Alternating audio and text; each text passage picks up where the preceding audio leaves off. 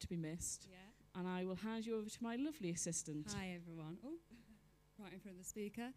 Thank you, Megan, for breaking down HR in such a practical way, because it's something that's difficult to get your head around. But the next speaker is the beautiful Romany. And Romany is a multi-award-winning financial advisor.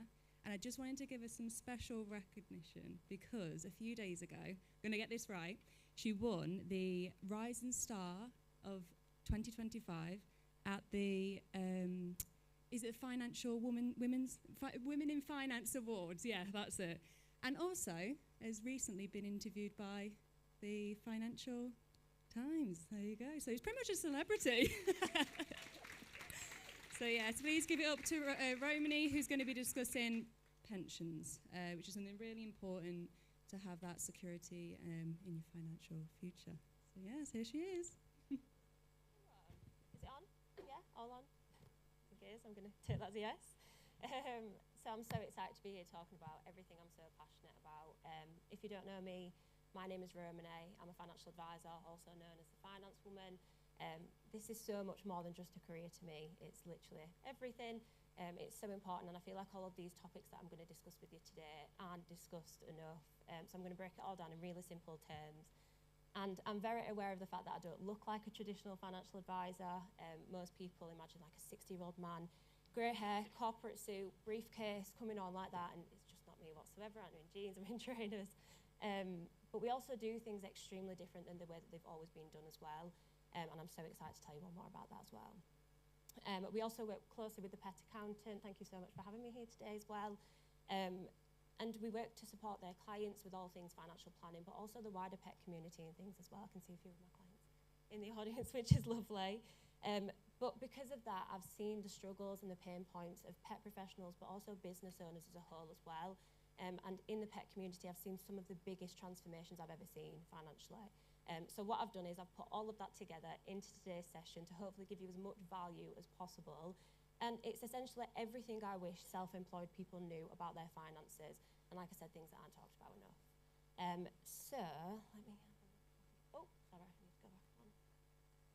Perfect. So, today we will cover, I probably need to get it up on here, one sec. Okay, so I'll tell you a little bit about our story and our why, because it's basically the foundation of everything that we do here at the Finance Woman. And then we'll talk a little bit about protecting you and your business. I think we always talk about how to grow the business, but we don't really talk about how to protect what you've actually built and how to protect you and your family as well. And then we'll talk a little bit about the power of pensions. I think it's often one of those things that people kind of put off a little bit. It's a little bit dull, and a little bit overcomplicated as well. So we're going to make it all so simple for you all, just so you know exactly what you need to do in simple terms. And then also we'll go through what the common questions that I get in the pet community are. As you can imagine, I get a lot of questions, and people think that actually it's just them that's got that question. You'll find that probably 99% of the people in this room will have the exact same question as you. So we're going to literally cover everything. And then also I'll tell you a little bit about our holistic finance call, kind of what we can help you with, how we can help you, and how it might be able to benefit your business as well. Yep, all good. Let's go. So just to tell you a little bit about me, I feel like it always helps to tell you a little bit about my journey because, like I said, we do things really differently, and that's exactly why. So I've been in the financial service industry since I was 11, which you're probably thinking, what? You know, that's illegal, employment rights, you know, all that. But my dad established his business 18 years ago, and I watched him build it from his bedroom. So I'm always been really inspired by the way he works, by the way he helps his clients, and I've striven, like basically everything I do today is because of him, essentially. So I decided to drop out of college at age 16, in just 2 months in, and I decided to go and join my dad in his business. And what I noticed was a lot of people were talking about things like pensions and wanting help with that stuff, but he was just a mortgage broker and he didn't have the time to help people with that. So I took it upon myself to apply for the financial advisor school a year early. So I was 17. You're only meant to be 18 to be able to get on the course. And they made an exception and they said, if you join us and you pass all of your exams, you're going to be the UK's youngest ever financial advisor. And that's what I did. So I passed all of my exams. It was so exciting, as you can imagine. I was raring, ready to go. And then I realised, actually, I'm an 18-year-old in an industry where financial advisors are in their 60s. Something like 85% of financial advisors are men. and something ridiculous like 0.6% of the industry are under 30. So you can imagine what that was like. You know, I was advising 60-year-old men on their pensions and things like that, which is just mind-blowing. However, it taught me so much. So now I've been in the industry for 8 years. I've been a financial advisor for 6, and I've learned everything by doing. I've learned everything by practical. I've learned everything by working with business owners, yeah? And like I said, in that time, we've helped hundreds of business owners in a way that feels down to earth and not corporate and not salesy. And you don't need to be a millionaire just to sit in the room like a lot of people think about financial advice. And the thing is as well, that my turning point was this time last year where I went to a Women in Business networking event, probably like my first ever one, and everybody in the room said to me, I've either had financial advice before, and I've been made to feel less than, I've been made to feel really patronised, just condescended and just not understood whatsoever. And that was my turning point there. That was like, okay, I know exactly what I need to be doing. I know exactly who I need to support. And from that day, that's exactly what I've set out to do. And like I said, in that time, we've helped hundreds of business owners. We've got 50 accountants all across the UK who trust us to look after their clients, which means absolutely everything to us as well. And I also have an Instagram as well, if you want to give me a quick follow. It's the finance woman with an underscore. And all I'm trying to do is just make financial education so much more accessible to people, because it can be really difficult for people to talk about. Yeah? Okay. So before we get into it, I just want everybody to really be aware of the fact that this is a safe, no judgment space. I'm not expecting you to be a finance professional or anything like that. There's no silly questions.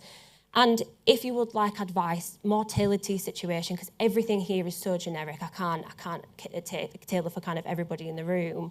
So I'm going to include a QR code at the end to our holistic free call, which you can get more support if you want to as well. And again, just remember that money is so personal and financial freedom will look different to everybody. So take what resonates and just leave the rest. It's fine. Yeah? Okay, part 1, income protection. It's one of those things that a lot of my clients kind of come to me for. They come to me for pensions, if I'm being honest with you. They rarely come to me for income protection, I'm going to be honest. And this always hits home for people. So with most pet professionals, your income actually just depends on you being physically able to work. Without your ability to be physical, you're not making money, okay? So before we start thinking about kind of planning for the future, building our wealth, thinking about pensions, without an income, none of that is possible. And it sounds obvious, but I think we do forget that, yeah? So a question I like to ask a lot of my clients is, what would happen if you couldn't work tomorrow? Yeah, buggered. Yeah, we absolutely would, wouldn't we? Yeah. And we'd be screwed. And it's awful to think about, but it's so, so important, okay? Your income is the foundation to everything. The reality is, no sick pay, you've got no one to cover the bills, you might have a team. Who's managing your team? We are screwed, you know, there's no roundabouts. Nothing stops. So income protection, you may have heard of it, you may have not. Like I said, everybody's different, but what it does, it covers you if you're unable to work for any reason whatsoever. So we're not talking about things like heart attacks, you know, all the extreme cancers and things like that. We're not talking about that. We're talking about backache. We're talking about mental illness, all of the things that everybody in this room is going to be affected by at one point in their life. Okay. And also, just a quick note, I'm going to cover this a little bit later, but would you put your hands up if you're a sole trader, if you don't mind? Okay, I thought we'd have quite a few sole traders. Any limited companies in the room? Okay, so a bit of a mix, nice. Okay, that's fine. So they do work slightly different from limited companies and sole traders, so I'm going to cover that, yeah? Okay. Another question I like to ask my clients is, what's your biggest financial asset? Just take a moment to have a little think, see what you're thinking. Most of my clients would say my house. Of course, it's my house. What else would it be? However, I would say that every single time, it's actually your ability to earn an income and earn a living. Yeah, and here's why. One thing I like to look at with my clients is their lifetime income earning potential. So let's say someone that's age 35 and your retirement age is 65. I think we need to go for 65 nowadays. But like I said, state pension age, 30,000 per year average income. that amounts to over 1.5 million potential lifetime earnings in that time that you could miss out on. For most of us, that's more than our house, you know, unless we've got some millionaires in the room, I'm not sure. For me, it is anyway. That's a hell of a lot more than my house. So why are we not protecting our income? And also, sorry, I just missed that. 1 in 3 people will be off work for more than 6 months in their working career as well. That's a fact. So I know we always think it's not going to happen to us, and it's one of them things that we don't sort until we actually need it. Like, it's really serious, yeah? Okay, that's income protection. I like to cover that off first. Second part is protecting your future. So we've protected your income, how we're going to protect your future, and also your business as well. Also, you might notice that we've got my puppy owner on every single slide. I think this is the one place that I can actually get away with having my dog on every single slide without it looking weird. Right.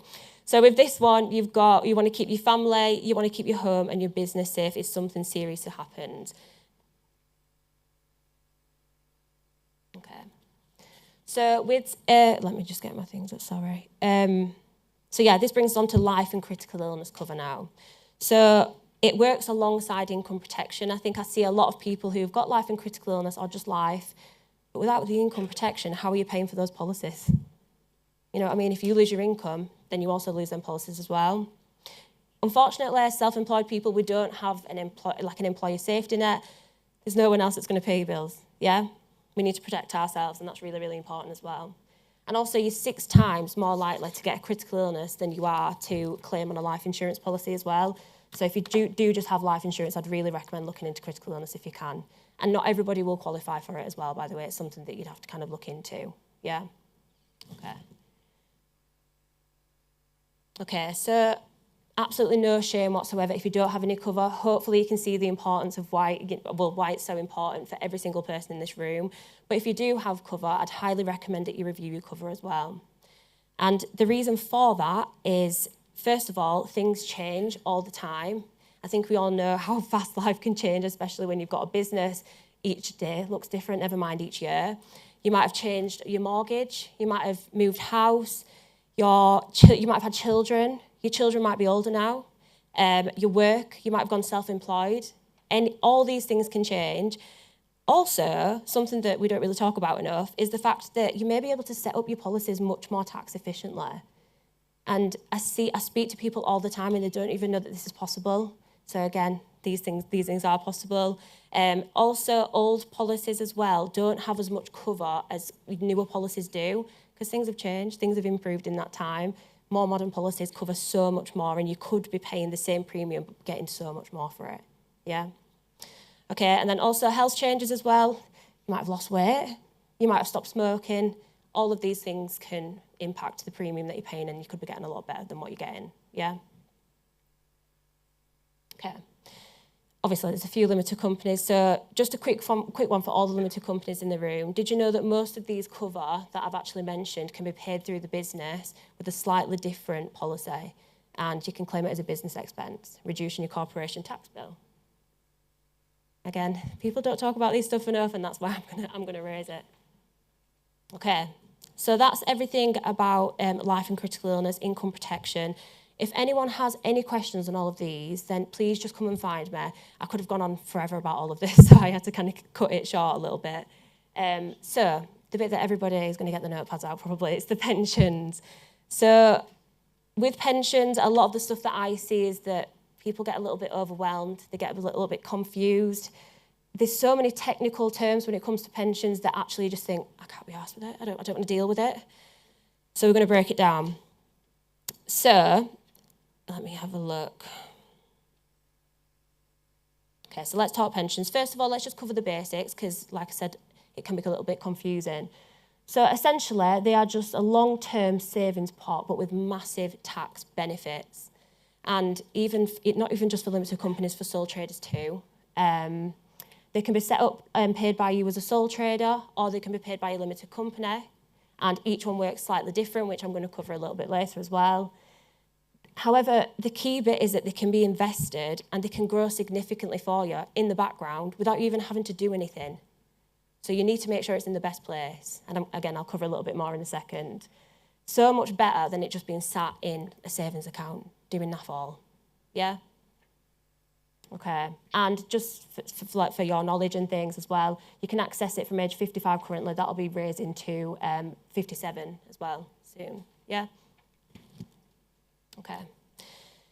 Again, people tend to get a little bit confused with this bit, so we're just going to break it straight down for you. Sole traders versus limited companies. What's the difference with tax and how does it actually work with your pension stuff? So, you've got sole trader. Essentially, for every contribution that you put into your pension, you're going to get free money from the government, and it's going to be called tax relief.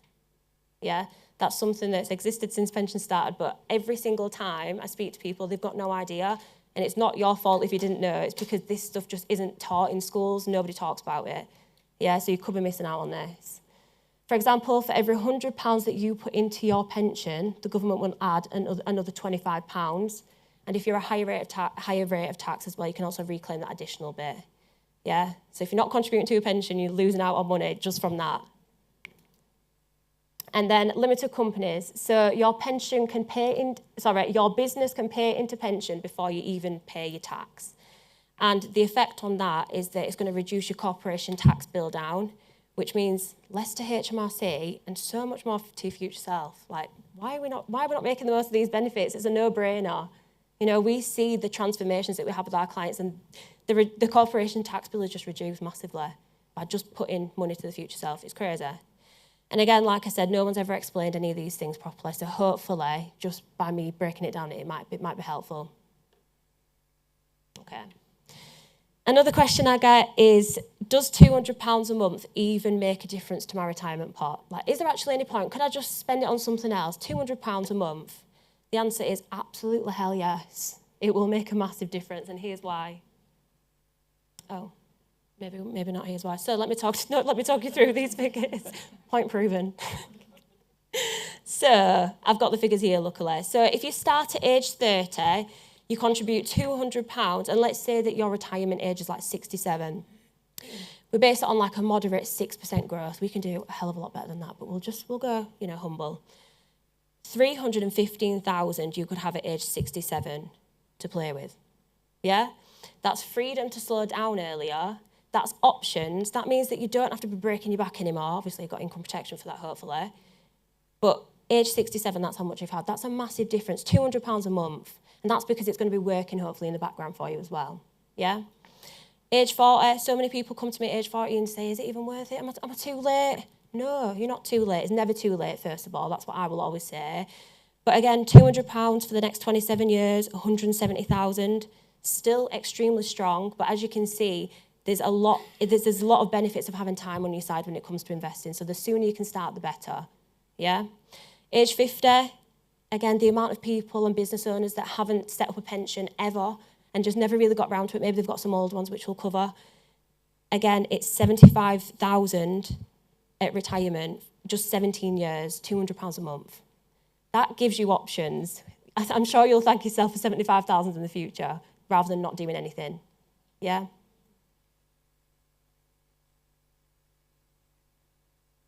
Oh, yeah. I mentioned briefly old pensions as well.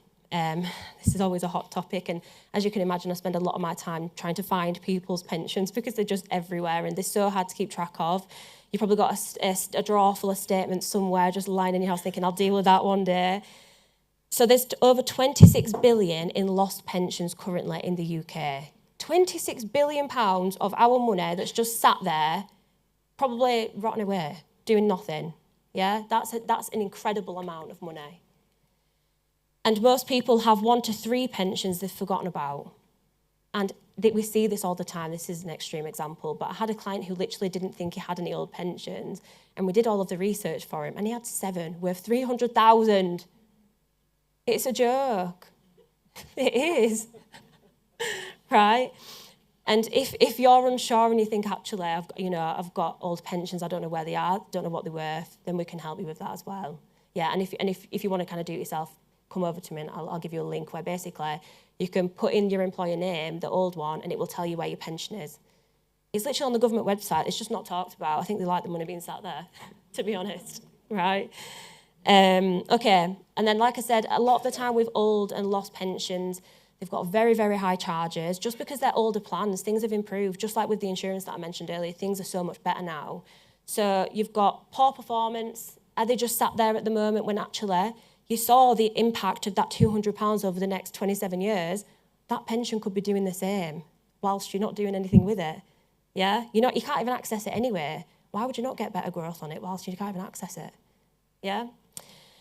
And also we see that with older pensions, they don't have much flexibility at retirement. I won't bore you with that one, but essentially they've all got different features on your pension. Some of them you can take them as and when you want. So you might want to go part-time when you retire. Some pensions you can't. You'll have to cash it all in at once and just get an income, small income for the rest of your life. What if you don't want to go on holiday? Spend a little bit more when you first retire. These modern pensions have got that flexibility that you need. Okay. We're going to do some question time, but I thought, you know what, sometimes it can get a little bit carried away. So I thought I'd include some common things that I hear from pet professionals. Yeah, and we'll literally just break them all down in simple terms, and hopefully they're helpful for you all. So first one is, how do I set up a pension or choose the right provider? Very, very common question that I get. And it's very much just like opening a bank account. Very, very simple to open a new pension. It's not difficult whatsoever. But choosing the right provider matters so much for your pension. A little bit like mortgages, where they've all got different criteria and they've all got different features, and you want to pick one that suits you, or use an independent financial advisor, and we can help you with that. But we've also got lower charge options than you can actually get going directly with the provider as well. So just something to bear in mind. Then you've got the second one, which is, let me have a look. I already have insurance, but is it actually still right for me? First of all, amazing that you've got insurance. You've already taken the first step to protecting your business, yourself and your family. Well done. The only thing I would say is it's always worth reviewing it. Most of the people I see have not enough cover. They've got the life and critical illness, but they've got no income protection to protect that. Or they've got too much cover. I see so many people that are actually paying for too much cover, and you're probably thinking, how the hell can you have too much cover? And what I mean with that is income protection. You can actually take out too much income and the whole amount won't be paid out to you because you've got to be able to prove your earnings to get it. Yeah, so your income might have changed each year. If you're not reviewing your income protection, you might be paying for cover that you can't even get. Yeah? Okay.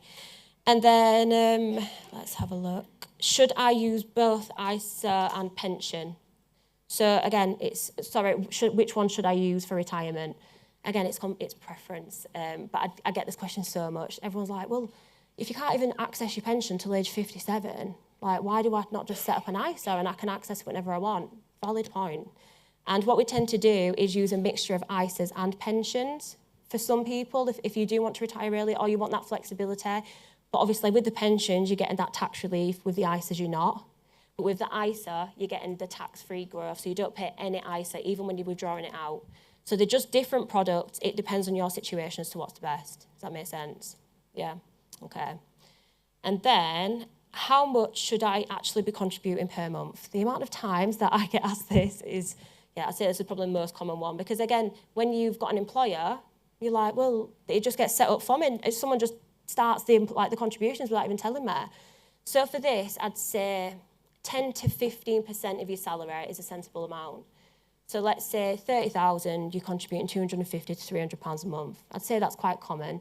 Again, the older you are, it might be better to kind of top that up as much as you can. Obviously, you don't have as much time on your side. But if you do want help kind of figuring that out, we can help you with that. I've got old or lost pensions. What do I do with them? I think I've ranted on a little bit about them before, so hopefully you should know everything about lost pensions now. But if you do need help with them, you know where I am. Can I pay this through my business and save tax? Absolutely.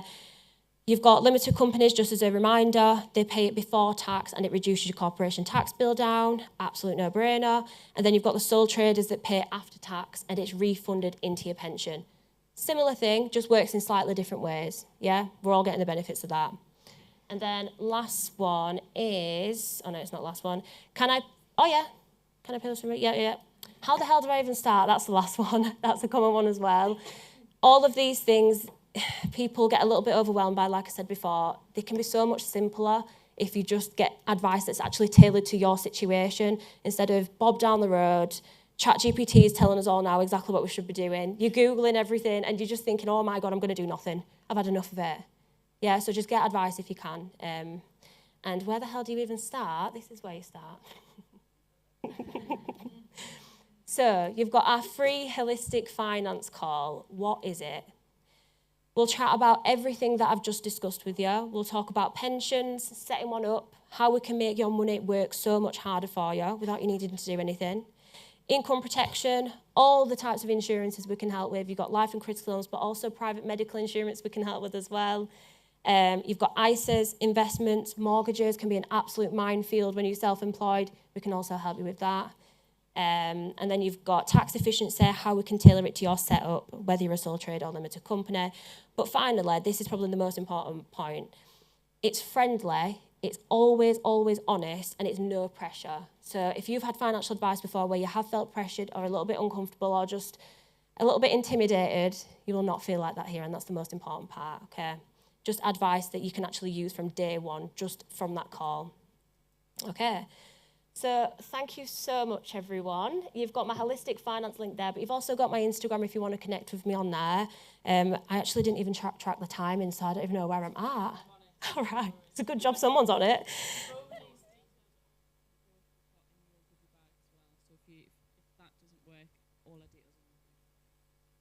Perfect, yeah. So like I said, my mission's really simple, just to replace confusion with absolute confidence for business owners. And I'm obviously going to be hanging around as well. So if you do have any questions, please just come up and speak to me, please. Okay. Yeah? Have we got time for one? Is there a question? Sorry, I'm yeah, of course. Absolutely. Yeah. Because I'll get to it. What happens if you die before your pension age? What happens to your pension that you've put all this money in? Yeah, so we'd set it up with a beneficiary so that it would go to whoever you want it to go to. Okay, is that has to be done as part of it? It doesn't have to be done. We just make sure that every single one is done. Yeah, so it's kind of like, obviously you want a will and things like that, so you can put exactly who you want. But yeah, we would put a beneficiary on there so it'd be clear. So some people might have pensions that don't have that part maybe, and then they could lose it in the long run? No. So every pension's got a beneficiary, but not everybody does it, unfortunately. Okay. Not everybody sets it up. It's something that actually gets forgotten about quite That's a lot. what I'm thinking, yeah. Okay. Yeah. Thank you.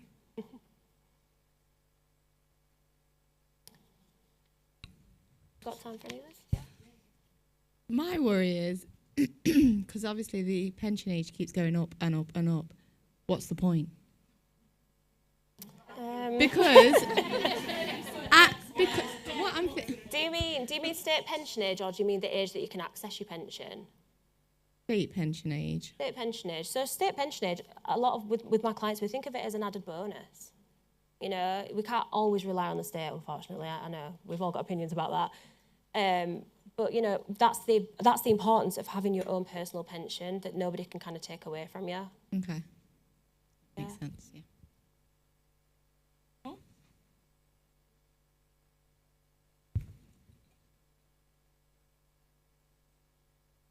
So when it comes to critical illness on the insurance, what if you've already got long-term health condition? How does that work?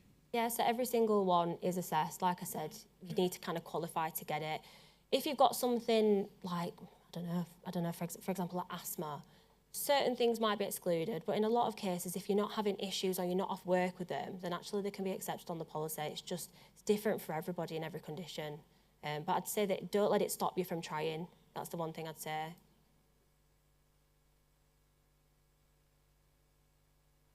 I'd be rubbish at bingo.